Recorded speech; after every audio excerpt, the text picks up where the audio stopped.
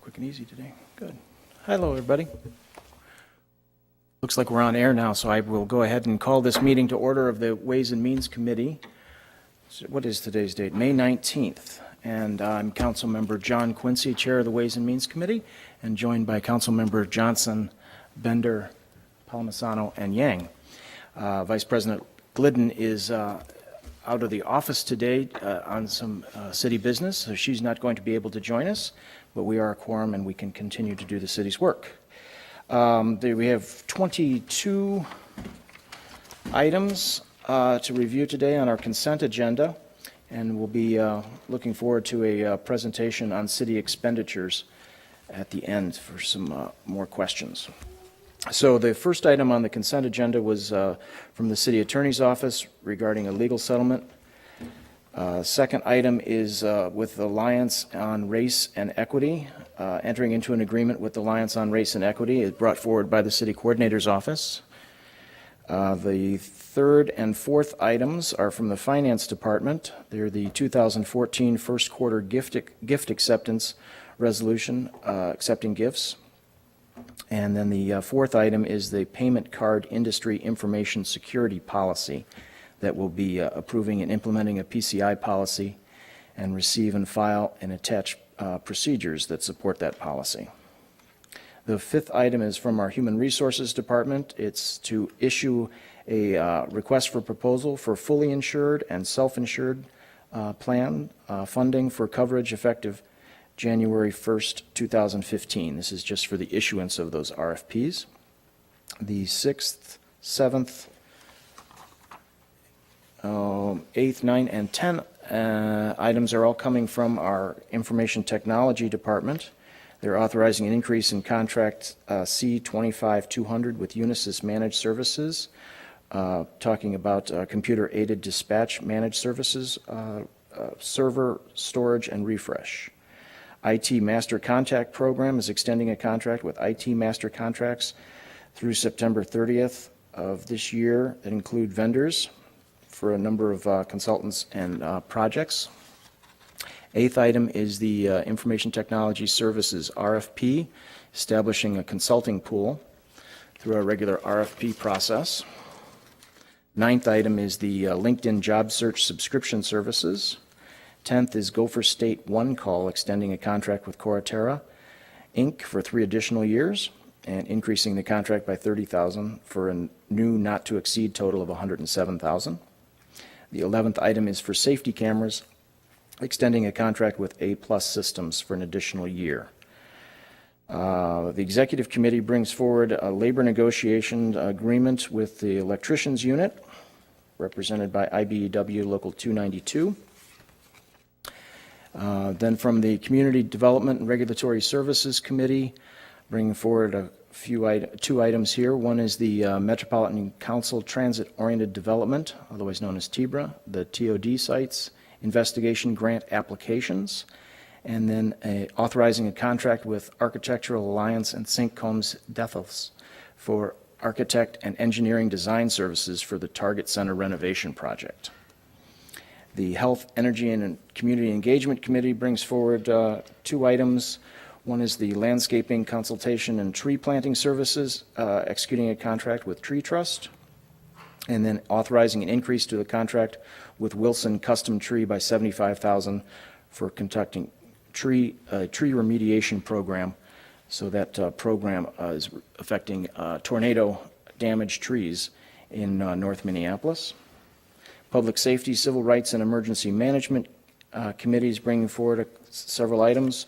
One is the Centerpoint Energy 2014 Community Partnership Grant, and then also authorizing acceptance of 60 smoke alarms from the Minnesota Safety Council to the fire department for distribution in North Minneapolis. Transportation and Public Works Project. It is construction season, so we're bringing forward several street resurfacing projects at 4th Street Avenue South, Hay Northwest, Franklin Hall, Lynn Park areas street resurfacing project, LaSalle Avenue street resurfacing project, and acceptance of a low bid and a single bid, one with Train Company and for ABC ramps, building upgrades, and then the single bid of Thomas and Sons for Riverside Extension 15th Avenue / 4th Street reconstruction project. Those are the 22 items on our consent agenda. If there are any questions or comments from council members, Councilmember Yang. Thank you, Mr. Chair. I wanted to point out a couple of things. First is item number 20, the Hay Northwest Franklin Hall, Lynn Park area street resurfacing project. With regards to that piece, I was the lone no vote on that, and it was with regards to just talking to the residents in that area. And then for item number 2, the Alliance on Race and Equity, I'm wondering if we're going to get a discussion on that? I don't think there's anybody here from the city coordinator's office or the mayor's office, but I can speak to it a little bit. Sure. It is a memorandum of agreement, Local and Regional Government Alliance on Race and Equity. It's authorizing this coordinator to enter into the agreement, and it's a multi-jurisdiction agreement that talks about a number of cities who are doing race and equity work. I don't have the exact list of names, but it's a cooperative agreement that's looking for $20,000 to be a participant in that government alliance work. If you'd like, we can hold this off and maybe have maybe John Stiles from the mayor's office come and answer more on that for you. Or would you like to make any additional comment? Is this an extension of what's going on in the Civil Rights Department or separate? Well, that would be my question, among other questions. If we're not going to have John Stiles or anybody else, show up today, I mean, I imagine we'll just have a discussion in a committee of the whole or probably the full council. So I wouldn't have an issue with that, but I would probably just abstain from that as well. Okay, very good. So in the interest of moving it forward to the council meeting, I think I'll move all 22 items on the consent agenda, recognizing there may be at least an abstention from one, and see if we can get some further clarification at the committee of the whole meeting for that item. Any other questions or comments? Good. All those in favor of the consent agenda as presented, please say aye. Aye. And opposed and abstentions on item 20. Thank you. We'll make that one notation. So now I think we can move forward and look forward to Ms. Christensen's continuing presentation series.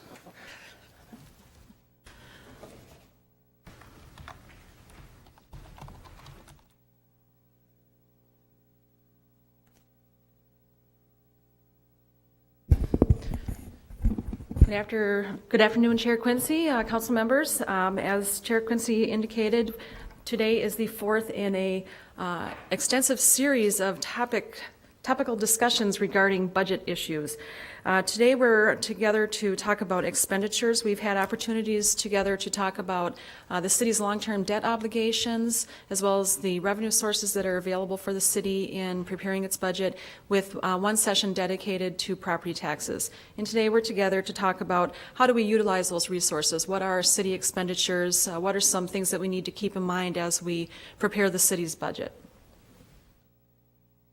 So there's a couple of items I just want to touch on. We'll define expenditures, what the types are, what the city's expenditure budget is, and then some things that we need to certainly keep in mind as we go forward and prepare the budget for the upcoming year.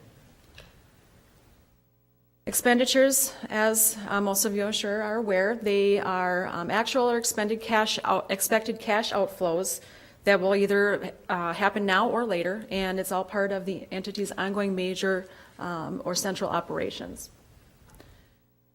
So what are the major types of expenditures that we have within the city? Certainly personnel expenditures are one of the largest portions of the overall budget. That would include salaries and wages, including anything like overtime, comp time, anything like that. We also have the employee benefits, which include anything from health insurance to retirement, including the Public Employee Retirement Association contribution and dental benefits, et cetera.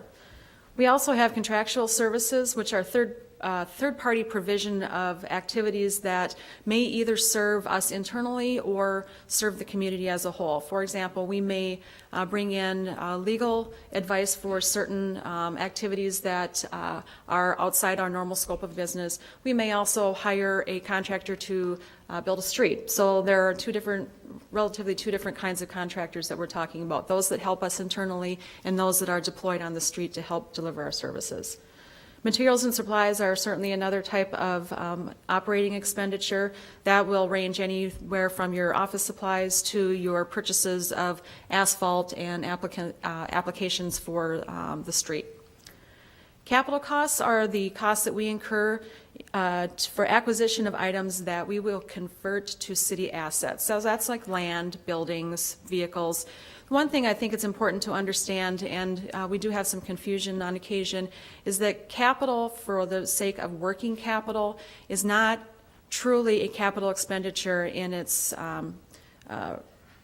defined sense. Working capital is more of a operating expense or a program type of expenditure whereby the city is able to utilize resources in cooperation with a recipient for them to build capital that doesn't belong to the city, but it enhances the city. Financing costs are associated with debt principal and interest, as well as some of the other costs that we incur when we issue debt, including premiums and discounts. Just a quick overview of where we stand in terms of the city's overall expenditure budget. We do have a budget adopted for 2014 of just over $1.2 billion. And in the categories that I indicated previously, you'll see that capital expenditures are approximately 15%, and salary and fringe benefits, again, the major component of the city's budget is related to staff. So as we get into the budget process and we start talking about opportunities to reevaluate our programs, contracting or adding on to staffing, I think it's important to keep in mind that when we're making programmatic changes, it very often does include a staffing component just because it is so integral to the operation of the city. The debt for the city comprises about 10% of the overall budget, and the contractual services that I described to you earlier is about 25%. Ms. Christensen, before we move off of that one, I wondered if we could kind of put a little perspective on it over time. Are any of these categories changing dramatically or less dramatically? The Last 5, city's 10 years? overall debt has declined significantly over the past 10 years. So you'll see that if we were to do an overtime view of these various expenditure types, that debt will have been declining. Capital expenditures do fluctuate somewhat, in large part depending on the economy. When we have a constrained economy and fewer resources, capital is quite often the area that gets pinched back a little bit because it's the easiest to contract. Again, looking back at the expenditures associated with staffing costs are typically some of the most difficult to expand and contract just because of the nature of you've got costs associated with paying out severance. If you add staff, it takes time to bring them on board. But overall, I'd say that the expenditures have declined from prior to 2008 when we received large funding reductions due to the LGA unallotments, and the debt has continued to decline, but we are increasing rather moderately in the past couple of years. Thank you.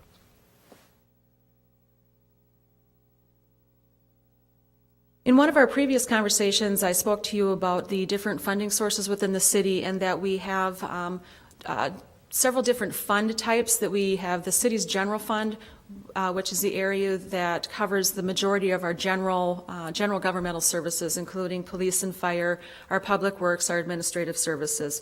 We also have a special revenue fund, which is funds that we receive to provide for certain expenditures. They need to have a direct linkage between the two. Our capital project funds, as the name denotes, is for capital projects. Our debt service fund is for the payment of principal and interest on our outstanding debt. And our internal service funds is kind of a unique animal. It is within the city, there are various services that are provided only internally. I use, for example, our fleet operations. Fleet operations provide services only to other departments within the city. So fleet is one example. The information technology is another internal service fund. These areas are comprise all of the internal services and are charged out to departments, mainly from a cost accounting standpoint, so that when we go into an activity such as trying to calculate fees, we have a much better idea of what the true cost of service is. And then the enterprise funds, as I had mentioned in a previous conversation, enterprise funds are really those business type activities that the city operates. Specifically utilities, the water is an enterprise fund. We charge a sufficient amount in the rates to pay for the operations of that particular activity. Property taxes don't supplement enterprise funds. They are, for all intents and purposes, a self-supporting activity.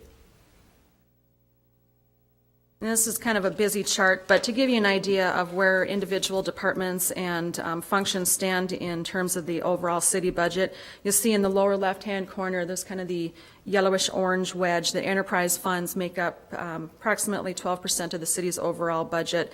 And putting that back in perspective with the table that I showed you earlier, when we look at capital costs and contractual costs, a lot of those costs are associated with operating the enterprise funds. There's a lot of capital expenditures associated with running a sewer and water utility. Sewer lines are expensive to put in. We also have a contractual arrangement with the Metropolitan Council for the processing of the city's wastewater, which shows up as a rather significant contractual expenditure, but it's really an obligation that we pay on behalf of the residents to have the wastewater processed.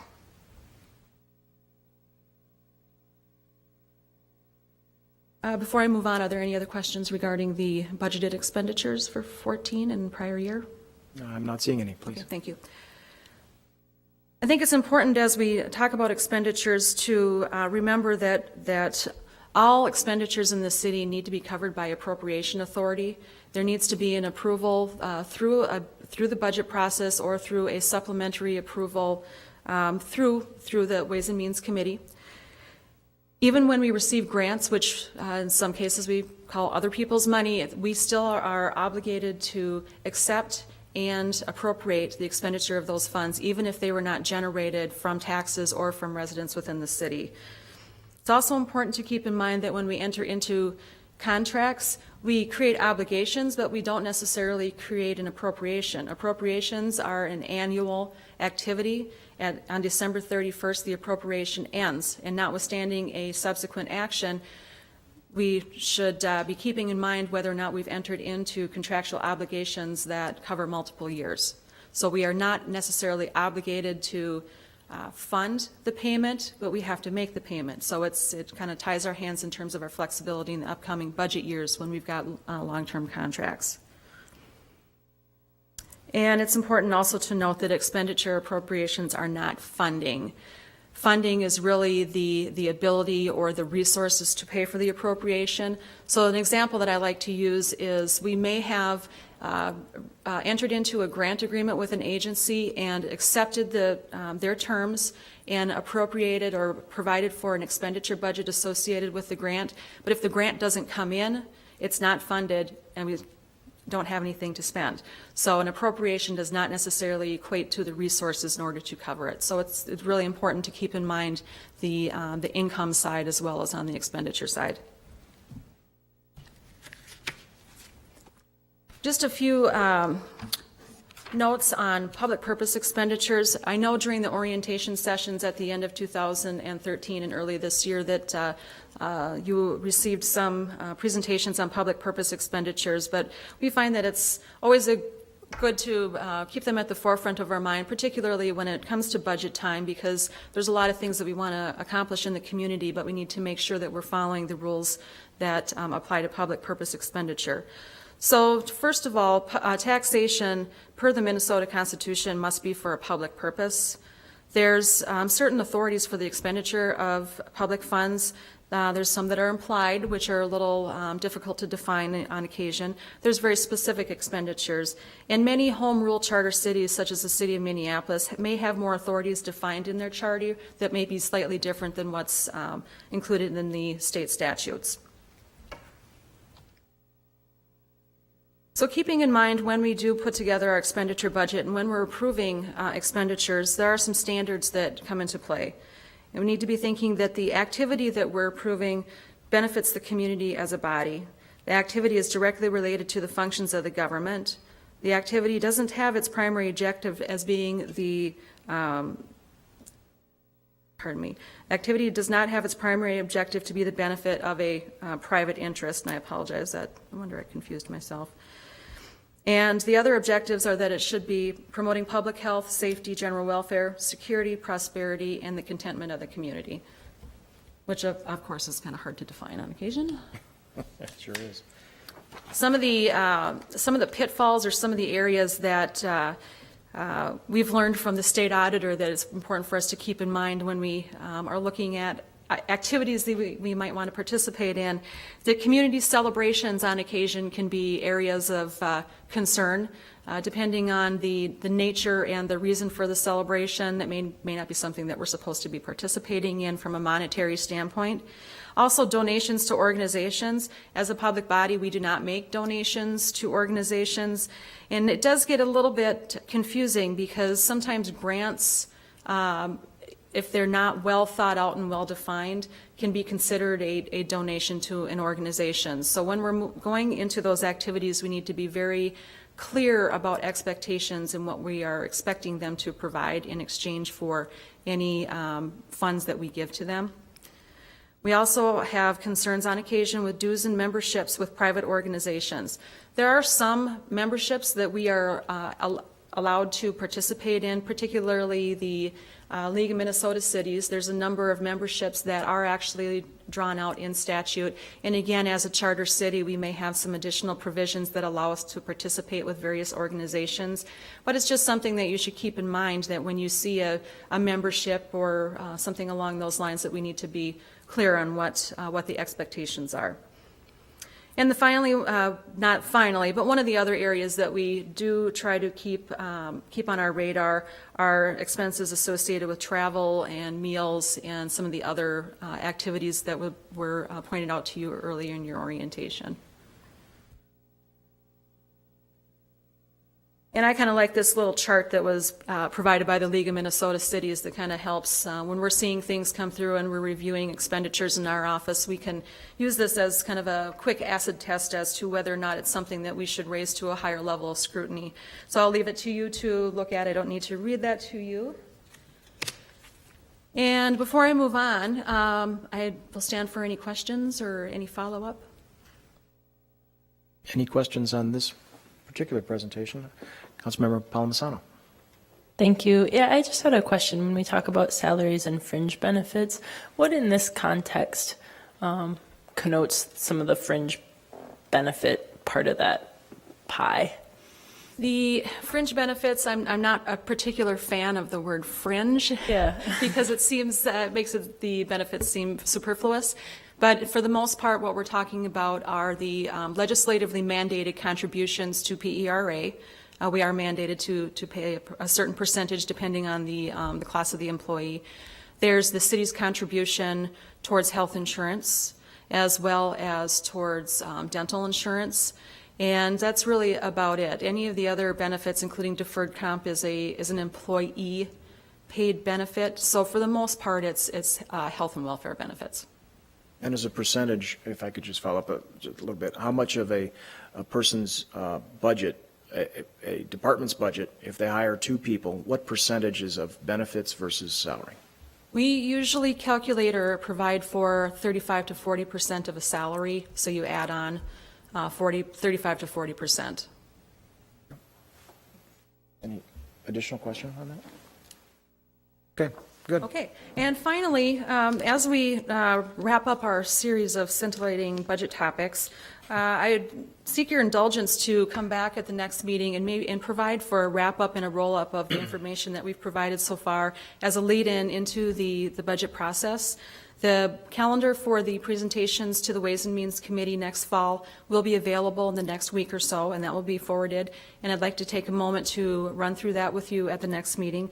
And also, the departments will be beginning their budget deliberations with the mayor's office. So I think it's important as we move into that cycle that you, as the Ways and Means Committee, have an opportunity to be apprised as to what's going to be coming down the pipeline for you. And certainly, if there's any other topics that we can provide additional information regarding, we'd be more than happy to respond. Very good. As our summer is going to be spent with the mayor's office creating the draft budget, and when that budget is presented in mid-August, then we'll be going through a series of what we call budget hearings through this committee, of which all members are, of course, invited to attend. We won't be taking any particular action on any of those budget hearings, but it gives us an opportunity to speak with the department heads on specific line items and their forms that are going to be presented. And that process hasn't been fully discussed yet about what those hearings will look like, but the schedule is going to be coming out probably in the next day or two. We've made sure our committee chairs have had an opportunity to present or to attend those public hearings, and then we'll be able to put those onto a calendar. So as soon as we get those, we invite all of my colleagues up here to put those in so we know what to look forward to. I think there were, on your last slide, you had other topics. I know we're going to probably do a follow-up to what Councilmember Bender had requested, I think, last time, more on the TIF study of understanding what the TIF are out there right now, we could look forward to, and those long-term implications and percentages. And I think we're also looking for a topic, a recap on the licenses, permits, and fees portion. I know that those are high on your list as we've had an opportunity to speak about those. So those are some other topics that we'll be covering in this committee in the near future. So now, are there any other questions for Ms. Christensen on this presentation or other topics that you'd like to discuss as we get into the budget process? I guess we're all good to go then. Thank you. So thank you very much, Ms. Christensen. And I think I think we have to take an action to actually receive and file what Ms. Christensen just presented. So on that motion, all those in favor, please say aye. Aye. Not surprisingly, that passes. Thank you, Ms. Christensen. And I see no further business on this agenda, so we are adjourned.